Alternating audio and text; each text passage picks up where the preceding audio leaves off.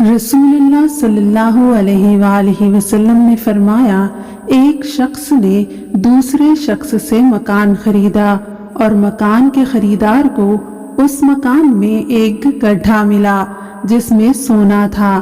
جس سے وہ مکان اس نے خریدا تھا اس سے اس نے کہا، بھائی گڈھا لے جا، کیونکہ میں نے تم سے گھر خریدا ہے، سونا نہیں خریدا تھا۔